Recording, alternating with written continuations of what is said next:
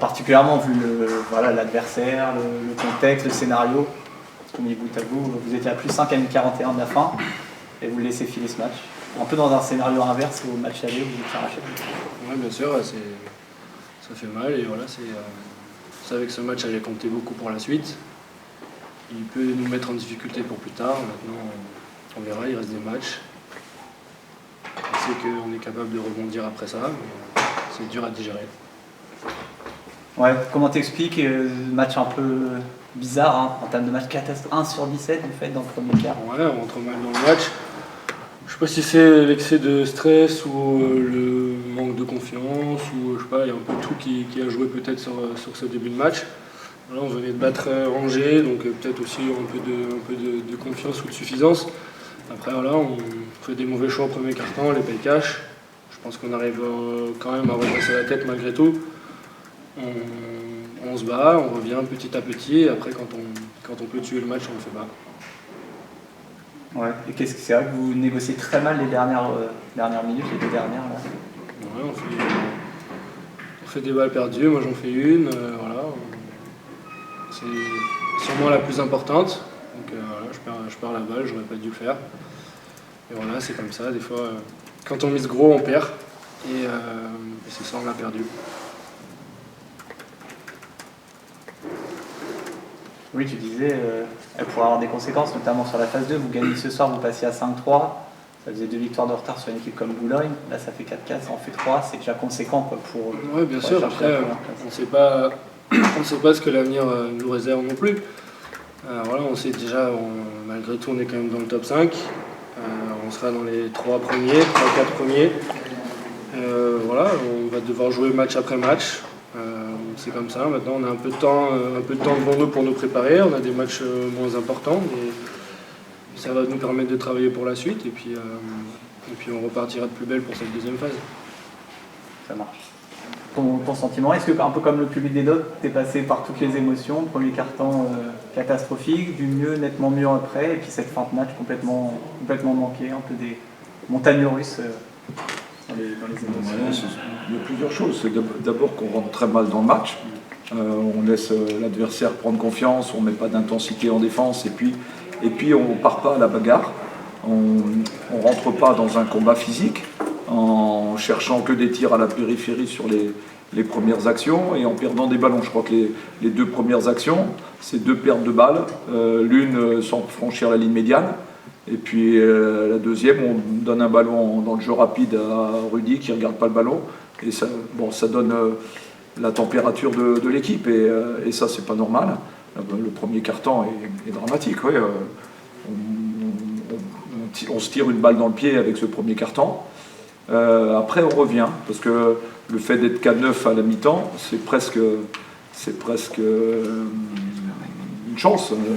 Un miracle parce que mine de rien on aurait pu être beaucoup plus loin et puis déjà dans le deuxième quart-temps c'était un peu mieux et dans le troisième c'est nettement mieux parce qu'on joue plus ensemble, on défend un peu plus dur voilà et là après c'est les dernières possessions où on manque de lucidité et de discipline dans le jeu parce qu'à plus 5 on a 2 ballons pour tuer la rencontre, on a 2 ballons où une fois on fait un passage en force alors qu'on vient de prendre le rebond défensif, on est parti en contre-attaque, il n'y a pas de situation de surnombre puisqu'on est à 2 contre 2 ou 2 contre 1 parce que je crois qu'il y a Calvin qui est dans le corner, et ben voilà, il faut garder la balle et puis faire tomber une faute à l'adversaire, on ne le fait pas, et puis il y en a une deuxième où on envoie un alley-oop sur une balle de match, voilà, après on donne la chance à l'adversaire de revenir et de passer devant, et c'est ce qui s'est passé. Après, l'adversaire a fait le match qu'il fallait, hein.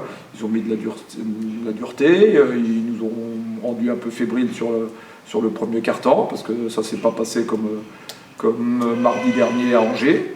Et ben voilà, après, voilà, l'équipe qui remporte le match ce soir, je crois qu'ils ne l'ont pas volé, hein.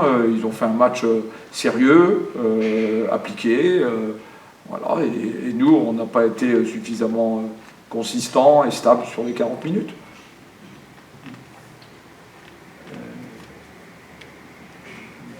Oui, je voulais dire Hugo Suard, enfin parmi ceux qui ratent la fin, il y a Rocas, il y a Hugo aussi, Hugo il joue 35, je crois, est-ce qu'il n'est pas un peu bouilli, est-ce qu'il manque pas de lucidité tout simplement sur la fin là? il fallait jouer ce match-là, non? L'adversaire, Rigaud, il a joué 40 minutes mardi. Voilà, c'est aucune excuse.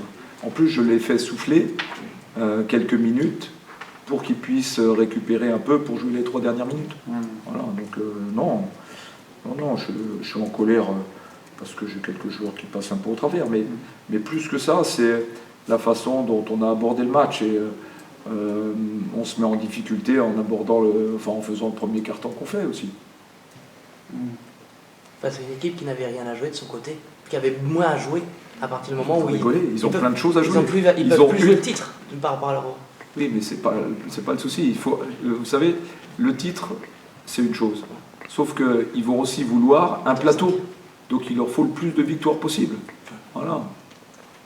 Et nous pareil, c'est bien que là, on va commencer à 4-4. Voilà. Et c'est dommage parce que c'est un match à la maison, on aurait pu se mettre à 5-3 et c'était moins mal que 4-4. C'était plus dans ce sens-là que vous vouliez venir sur la question. D'avoir un bilan. Non, il y a plusieurs étapes, enfin il y a plusieurs fusées. Il y avait moins de pression à partir du moment où leur bilan était moins favorable. Oui, mais peu importe, la pression, voilà, c'est une chose. C'est à nous de faire le job. Et je pense que le fait d'avoir gagné facilement à Angers ne nous a pas forcément complètement servi pour ce match-là. Ouais. Oui, elle pourrait avoir des conséquences sur la deuxième phase. Vous avez démarré à 4-4, c'est ça? Boulogne sera à 6-2 avec le goal average, ça fait 3 victoires sur Boulogne.